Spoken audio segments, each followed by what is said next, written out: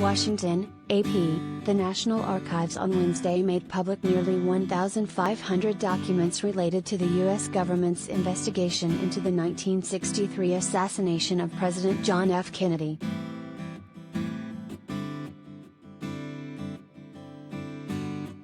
The disclosure of secret cables, internal memos and other documents satisfies a deadline set in October by President Joe Biden and is in keeping with a federal statute that calls for the government to release records in its possession concerning the Kennedy assassination.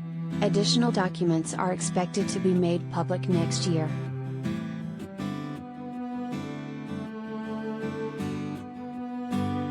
There was no immediate indication that the records contained new revelations that could radically reshape the public's understanding of the events surrounding the November 22, 1963, assassination of Kennedy in Dallas at the hands of gunman Lee Harvey Oswald.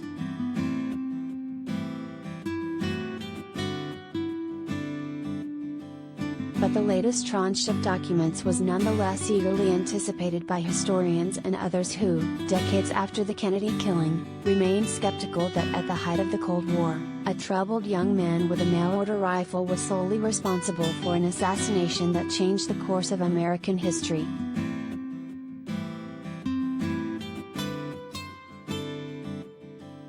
The documents include CIA cables and memos discussing Oswald's previously disclosed but never fully explained visits to the Soviet and Cuban embassies in Mexico City, as well as discussion, in the days after the assassination, of the potential for Cuban involvement in the killing of Kennedy.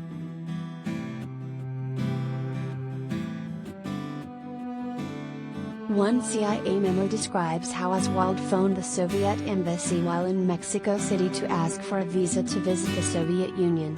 He also visited the Cuban embassy, apparently interested in a travel visa that would permit him to visit Cuba and wait there for a Soviet visa. On October 3, more than 1 month before the assassination, he drove back into the United States through a crossing point at the Texas border.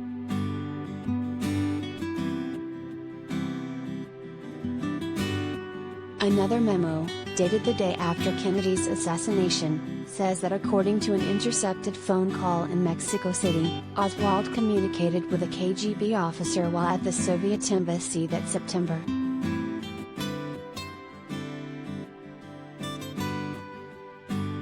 After Kennedy was killed, Mexican authorities arrested a Mexican employee of the Cuban embassy with whom Oswald had communicated, and she said Oswald had professed to be a communist and an admirer of Castro, according to the memo. That's a reference to Fidel Castro, the Cuban leader at the time and an adversary of the Kennedy White House.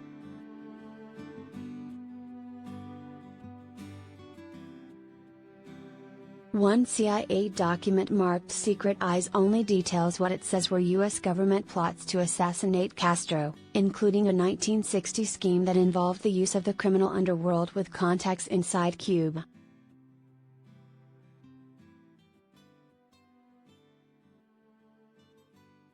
Another document made public Wednesday shows the U.S. government evaluating whether Oswald, while living in New Orleans, may have been swayed or affected in any way by the publication in the local newspaper of an interview an Associated Press correspondent conducted with Castro, in which Castro warned of retribution if the U.S. were to try to help take out Cuban leaders.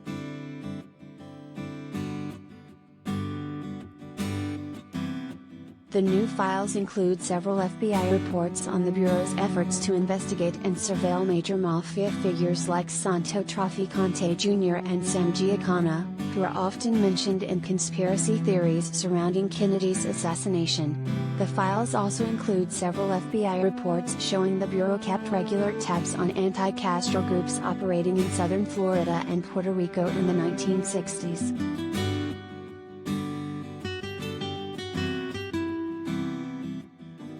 Apart from the Kennedy investigation, some of the material would be of interest to scholars or anyone interested in the minutiae of 1960s counterespionage, with pages and pages of arcane details on such things as the methods, equipment and personnel used to surveil the Cuban and Soviet embassies in Mexico City.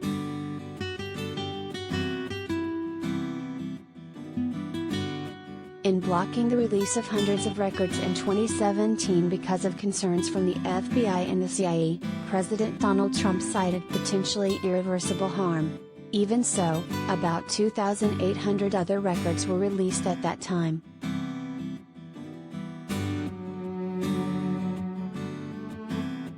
The Warren Commission in 1964 concluded that Oswald had been the lone gunman, and another congressional probe in 1979 found no evidence to support the theory that the CIA had been involved. But other interpretations have persisted.